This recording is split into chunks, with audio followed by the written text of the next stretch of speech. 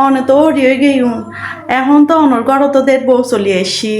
বউ ন মে ফাইনি যাবে এবার আরো মেফা করিয়া রাখি পেলে মে ফাইনি যে বউ নুয়ানি বউরা বউর মতো দেখতে দন নতলি বউ মাতার উড়িয়ারে নাচিব ও বইন মাতাত নাচক চাদত নাচক অনরার কি আর বউ আর দর হইলে মাতাত নাচিব দহলি চাদত নাচিব ইয়ান আর ব্যাপার পাড়া প্রতিবেশী সকলের এত মাথা মনত দরকার নেই তাছাড়া বউ আরো মাতাও আরো অনরাতে কিলে এত মাথা গামানি আইনও বুঝি